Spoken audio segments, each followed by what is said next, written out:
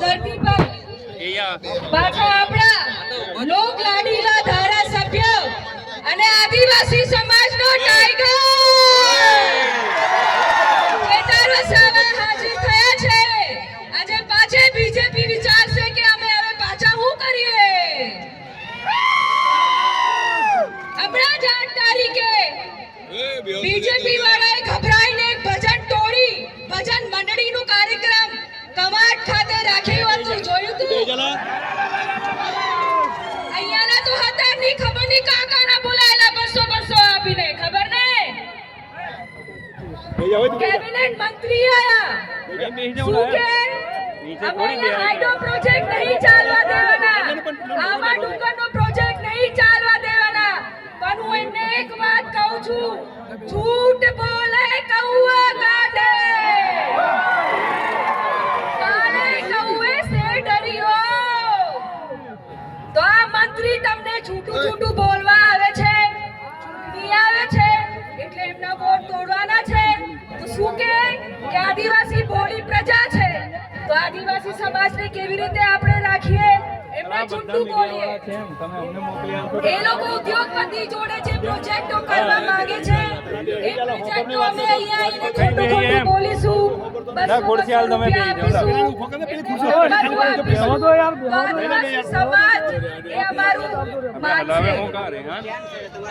મંત્રીઓ અને જેટલા હોદ્દાવાળા બીજેપી ના અહીંયા બેઠા હતા એમને હું એક વાત કરવા માંગુ છું, તમારો જૂઠ હવે નહીં ચાલે, તમારો જૂઠ હવે નહીં ચાલે। આદિવાસી સમાજ જાગૃત થઈ ગયું છે અને જે પણ પ્રોજેક્ટો આ લોકો એ પ્રોજેક્ટો એ લોકો ચૂંટણી પછી પાછું ચાલુ કરશે, એમની વાતોમાં આવતા નહીં। તાલુકા જિલ્લામાં બીજેપીને ઘર ભેગા કરો, આમ આદમી પાર્ટીની આપણે આજે બોડી બેસાડીશું તો જ આપણું પરિવર્તન આવશે। સાચી વાત? તો જોરથી એક આપણે નારો લગાવીએ, ચેતરભાઈ તું આગે बढ़ो, हम तुम्हारे साथ हैं, चेतरभाई तुम आगे बढ़ो, हम तुम्हारे साथ हैं। जय आदिवासी, भारत माता की, भारत माता की। આ લોકો જે આદિવાસીની ગ્રાન્ટોથી જેટલા પણ આ પ્રોગ્રામ આદિજાતિના કર્યા છે, કરોડોના ખર્ચા, એ તમારા પૈસા છે પણ એમના ગજવામાં જાય છે। આજે આદિજાતિની ગ્રાન્ટ પર આ લોકો જે રાજ કરે છે એ અમરસિંહ રાઠવા મારા પહેલા પ્રથમ સાંસદ છોટાઉદેપુરના પાર્લામેન્ટમાં બિલ આપેલું કે જે પણ તમારી ગ્રાન્ટો છે એમાં આદિવાસી ટ્રાઇબલ ગ્રાન્ટો અલગ કરો અને ટ્રાઇબલ ડિપાર્ટમેન્ટની સ્થાપના કરો। તો આ ટ્રાઇબલ ડિપાર્ટમેન્ટની સ્થાપના અમરસિંહભાઈ રાઠવા મારા પિતાશ્રીએ પાર્લામેન્ટમાં બિલ પાસ કરાઈને કરાવી। અમને તો ખબર પણ નહીં હોય આદિજાતિની કેટલી ગ્રાન્ટો આવે। અડધા તો મારા ત્યાં નોકરી કરતા હતા અને બોલે છે અમરસિંહ રાઠવાએ હું કર્યું, તું જ્યાં બેઠી છે ને એ પાયો અમારા ત્યાંથી ખોદેલું છે। જામલી મુકામે ગૌચર જમીનમાં બંગલા પેટ્રોલ પંપ બનાયા, ખબર કે નહીં? વિરોધ પક્ષના નેતાના નજર નીચે તો કેમ કોઈ અવાજ નથી ઉઠાવતું? હું સાટગાંઠ છે એ સમજી લેવાની જરૂરત છે। જેટલી પણ આ ગ્રાન્ટો છે તમારા હક અધિકારનું છે। હું મારી બહેનોને કહેવા માંગુ છું, ચૂંટણી ગઈ, ચૂંટણીમાં તમને એવું કીધું હતું કે અમે ગેસ સિલિન્ડર આપીશું। પ્રધાનમંત્રી 56 ની વાત કરે છે, એ 56 ઇંચ એકવાર રડતા હતા કે મારી બહેનો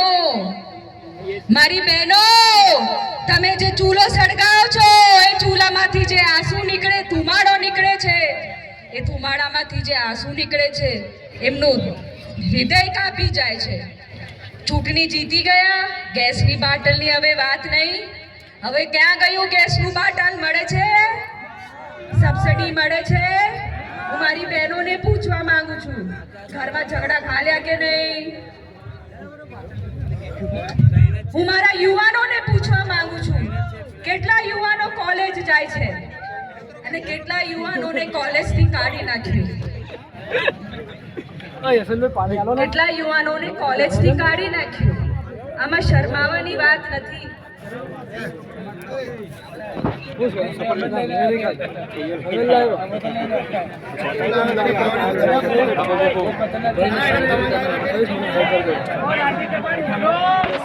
યુવાનો જેટલા પણ અહીંયા છે એમને કહેવા માંગુ છું, તમારા ભવિષ્યને ચોકડી આ સરકારે લગાડી દીધી. કેટલા યુવાનોને કોલેજથી કાઢી નાખ્યું. કેમ કે ફીસ નથી ભરી શકતા અને એ ફીસનો સહારો મદદ માટે આદિજાતિમાંથી ગ્રાન્ટો આવી દીધી. એને સબસિડી કહેવાય. એ સબસિડી કેટલા વર્ષોથી બંધ કરી દીધી. કોઈ ધારાસભ્ય સાંસદ અહીંયા જે મોટી મોટી હાંકીને ગયા, કોઈ તમારા માટે લડત આપી નહીં આપી. એક જ છે, ચૈતર વસાવા બિરસા મુંડા જઈને એમને ખખડાવી લો. આદિવાસી સમાજની ગ્રાન્ટો જે યુવાનો હક અધિકાર છે એના માટે લડત આપી અને ગ્રાન્ટ યુવાનોને સબસિડી અપાઈ છે. તો કોણ આપણો મસીહા કહેવાય? ચેતર વસાવા. બીજા લોકોને બહુ પેટમાં દુખે, તમારા મોડા તો ઓરિસ્સામાં જો સવારે ઉઠીને ખબર પડશે. કેટલા યુવાનોને પણ એના પહેલા કોલેજમાંથી કાઢી નાખ્યું. કેટલા યુવાનોનો ભવિષ્યને ચોકડી મારી નાખી.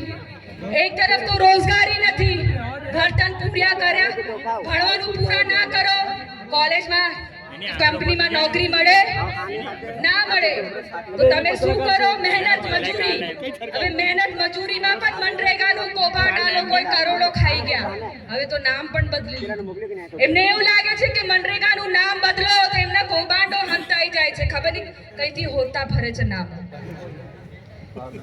અમે જે મજૂરી કરીએ છીએ 500,000 રૂપિયા જે દિવસમાં કમાઈને અહીંયા મારો ચૂલો સળગે, તો આ ચૂલો પણ એમને પહોંચતું નહીં.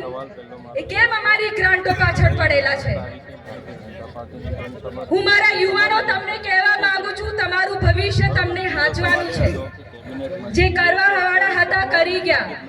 જમીન તમારી, જંગલ તમારું, તમને તમારી પીઢી હાંચવાની છે. આજે અમે છે, કાલે નથી, પણ તમને તમારું અસ્તિત્વ સાચવવાનું છે અને આ ચૂંટણી, આ લડાઈ અસ્તિત્વની છે. તો તમે બધા મારો સાથ આપશો? તમે ચેતરભાઈનું સાથ આપશો? તો જોરદાર તાળીથી ચેતરભાઈનું પાછું સ્વાગત કરીએ અને પાછું કહીએ, ભારત માતા કી, ભારત માતા કી.